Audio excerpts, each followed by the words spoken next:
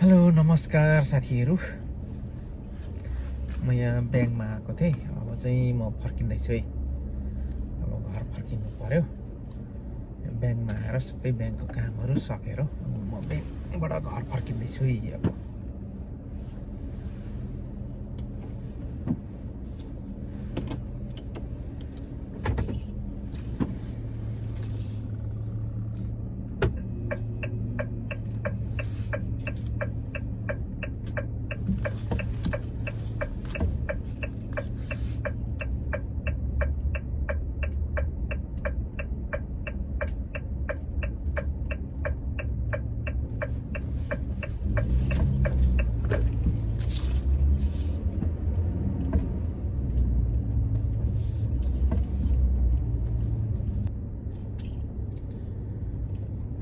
अमेरिकामा चाहिँ यस्तो धेरै हुन्छ गाडीहरू पार्किङ। कुनै पनि यहाँ म ब्याङ्क आएको, ब्याङ्कदेखि फर्किएको, यहाँ अरू मार्केटको पार्किङ, यो ब्याङ्कको पार्किङ सब यो एउटै जोडिएको भएकोले गर्दाखेरि कति पुरा गाडी नै गाडी।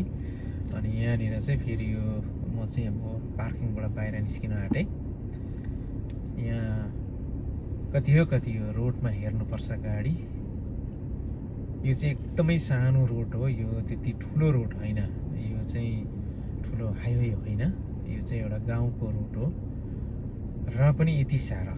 अब यहाँ लाइटले रोकिराखेको थियो, अब चाहिँ म लाइट हरियो बल्यो, अब चाहिँ म लागेँ ठिक्कै। एरोले एरो पनि बलिरहेको रहेछ, मलाई जानु दिइरहेको रहेछ। अब म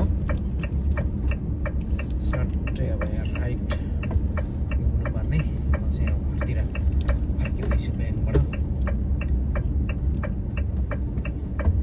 यहाँदेखि चाहिँ म राइट, यहाँ हेर्नुहोस् है, यो सानो यो चाहिँ हाइवे चाहिँ होइन र पनि यति बिजी।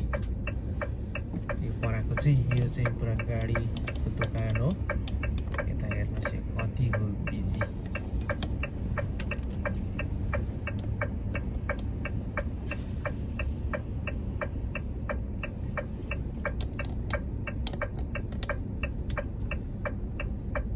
यस्तो धेरै हुन्छ कि गाडी अमेरिकामा, एकदम यो लाइटको इसाराले हिँड्नुपर्ने हुन्छ। यहाँ रेड लाइट बलिरहेको छ, त्यसले गर्दा म चाहिँ अब हिँड्नु भएन। उताबाट घुम्ने गाडीहरू घुमिरहेको छ। यो यताको घुमिसकेपछि त्यहाँदेखिको सिधा जाने भन्ने हो कि अथवा म यता राइट घुम्ने भन्ने हो। अब यो लाइट हेरेर बस्नुपर्छ, लाइटको इसारामा ल घुम्ने पनि र सिधा जाने पनि यता खोलिदियो। चाहिँ अब घुमेर घर लागेँ। यस्तो लाइटको इसारामा हिँड्नुपर्छ।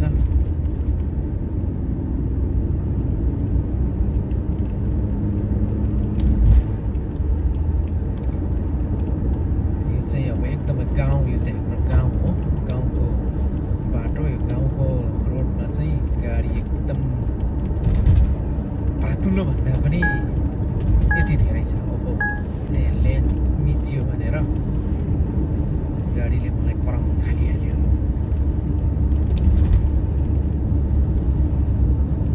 ल यहाँनिर पनि मलाई लाइटले रोकिरहेको रहेछ।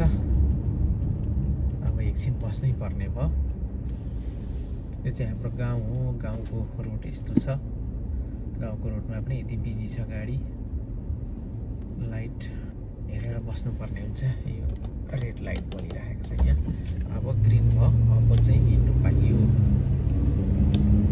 यस्तो साह्रो लाइटको इसारा हुन्छ यहाँ चाहिँ। लाइटको इसारामा हिँडिएन भने त एकैछिनमा एक्सिडेन्ट भइहाल्छ।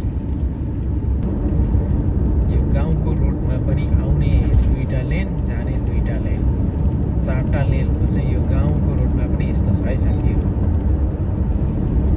स्पिड कुदायो भनेर बिस्तारी कुदा भन्दै कराउनु थाल्दैछ गाडीले। फेरि स्पिड कुदाउनु पनि दिँदैन।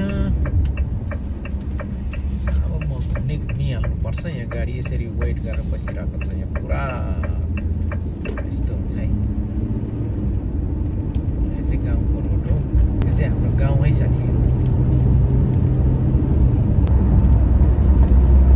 गाउँको रोडमा पनि 4टा लेनमा गाडी परको जतिको चाहिँ अलिक छैन, अलिकति कम्ती छ यहाँ चाहिँ। गाउँको रोड पनि 4टा लेन चाहिँ छ, आफ्नो लेनमा हिँड्नुपर्छ। हाइवेमा हो भने त झन् अब कति भिड हुन्छ, तर यो चाहिँ गाउँको यस्तो भिड चाहिँ छैन र पनि आउने र जानेको र 4टा लेन।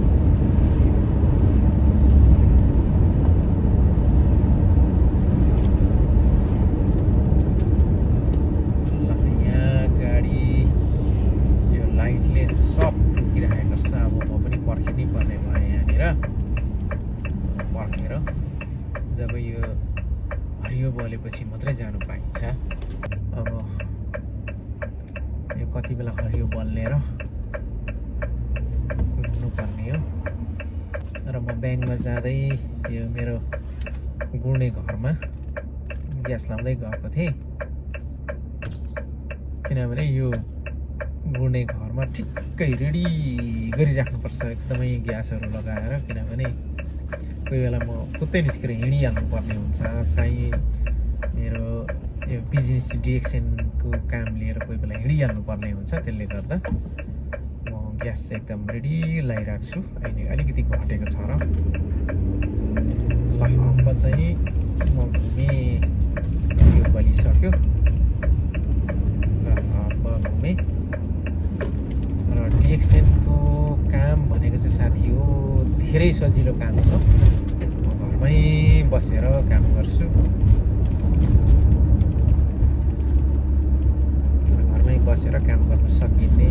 मेरो विशेष चाहिँ म साथीहरूलाई देखाइरहन्छु नि, म बिहान स्टार्ट गर्नु गइदिन्छु, बिहानै उठेर स्टार्ट गरिदिन्छु, गाडी एकदम तताइ राखिदिन्छु, हिटर लगाएर सबै यो सिसाहरू पुरै मजाले देखिने बनाइराख्छु। किनभने अहिले यो हिउँदोको सिजन भएकोले गर्दा, चिसोले गर्दाखेरि सबै यो सिसा चाहिँ जाम हुन्छ, केही नदेखिने हुन्छ। त्यसले गर्दा हिटर लगाएर मजाले तताएर अनि सिसा मजाले खोलिएको हुन्छ। त्यसो भएपछि विशेषलाई सजिलो हुन्छ ड्युटी जानुलाई। विशेष चाहिँ ड्युटी गरिरहेकै छ म चाहिँ लगभग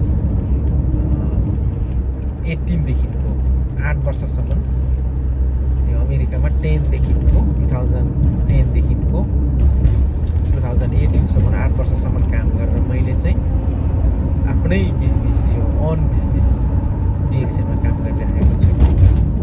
मेरो मिसेसले चाहिँ अब ड्युटी गरिरहेको छ। मिसेसले चाहिँ अब 15 वर्ष अब पुग्नै लाग्यो ड्युटी सुरु गरेको। अब 15 वर्ष पुगेपछि चाहिँ त्यहाँदेखिको जुन ड्युटी साइट छोड्छ अथवा अलिक काम गर्छ कि अरू कम्पनीमा पनि ड्युटी गर्छ कि के हुन्छ। तर 15 वर्षसम्म चाहिँ एउटै कम्पनीमा ड्युटी पुऱ्याउनु आँट्यो मेरो मिसेसले चाहिँ। 15 वर्षसम्म एउटै कम्पनीमा ड्युटी गर्यो भने चाहिँ जुन अहिले गर्दै गरेको कम्पनीले चाहिँ अलिकति राम्रो फेसिलिटी दिने रहेछ। त्यसले गर्दा 15 वर्ष पुग्नु लाग्यो अनि चाहिँ सायद अब ड्युटी छोड्यो भने अनि यो जुन मेरो गुड्ने घर छ यसमा ड्युटी छोडेर अरू ठाउँ ड्युटी नगर्ने पर्यो भने चाहिँ अरू स्टेट काहीँ आफ्नो आफन्तहरू भेट्दै अनि यही डिएक्सएनको बिजनेसलाई अलिकति हरेक अरू स्टेटमा पनि घुमेर बढाउने हिसाबले हामीले त्यही सोचिराखिएको छ। अनि चाहिँ यो गुड्ने घरमा बसिरहनु परेन। यसो 1-2 महिना घरमा बस्यो, फेरि अरू 1-2 महिना बाहिर यही गुड्ने घरमा हिँडेर कता आफ्नो बिजनेसलाई एकदम बढाउँदै काहीँ मिटिङहरू गर्दै हिँड्दै काहीँ हरेक आफ्नो ग्रुप आफ्नो बिजनेस टिमहरूलाई भेट्दै हिँड्ने भन्ने हाम्रो योजना छ। त्यसो गरियो भने चाहिँ हाम्रो बिजनेस अझै राम्रो बढाउन सकिन्छ। तर यो डिएक्सन बिजनेस भनेको चाहिँ बिजनेस पैसा कमाउने मात्रै होइन। म चाहिँ यो पैसा कमाउने मात्रै भनेर डिएक्सन बिजनेसलाई चाहिँ म भन्दिनँ। किनभने डिएक्सन बिजनेस भनेको चाहिँ बिल्कुल स्वास्थ्य, सबैभन्दा पहिलो प्राथमिकता स्वास्थ्यलाई दिएको बिजनेस हो, कम्पनी हो। त्यसले गर्दा सबैभन्दा पहिलो कुरो चाहिँ स्वास्थ्य, त्यस पछाडि मात्रै बिजनेस हुन्छ। स्वास्थ्य बन्दा बन्दै बिजनेस हुन्छ। त्यति राम्रो कम्पनी हो साथीहरू। त्यसले गर्दा यो कम्पनीमा काम गर्नको लागि चाहिँ धेरै सजिलो पनि छ। फेरि अनेको के पर्दैन, अनेको पार्किङको व्यवस्था गर्नु पर्दैन, घरको व्यवस्था गर्नु पर्दैन, केही पर्दैन। आनन्द यसरी नै घुम्यो डुल्यो। घरमा के चाहिन्छ, घरको आफूले बिहान उठेदेखि बेलुका सुत्ने बेलासम्मको के छ, सबै कुरो हामीले बिहान उठेदेखि बेलुका सुत्ने बेलासम्मको सप्लिमेन्टहरू चाहिँ चाहिने सामानहरू हुन्छ। त्यही सामानहरूलाई किन्यो, बिजनेस भइहाल्छ। आफूले चलाउँदा पनि बिजनेस भयो, किनभने अरूलाई बेच्नु पर्दैन है साथीहरू। आफूले चलाउने हो, बिजनेस हुन्छ। त्यस्तो बिजनेस हो डिएक्सन भनेको। तर अरू बिजनेसले त बिहान उठेदेखिको बेलुका सुत्ने बेलासम्म पनि आफू बिजी भइन्छ। त्यस्तो बिजी पनि रहनु पर्दैन, आनन्द छ। त्यसरी बिजी रहेर खटेर त्यस्तो काम पनि गर्नु पर्दैन। यति सजिलो छ नि साथीहरू यो बिजनेस। पार्किङको व्यवस्था पर्दैन, त्यसरी खटेर बस्नु पर्दैन, कति सजिलो छ।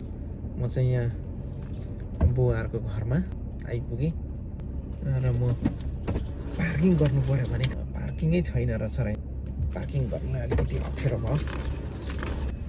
खोइ धेरै मान्छेहरू आइराखेको जस्तो छ।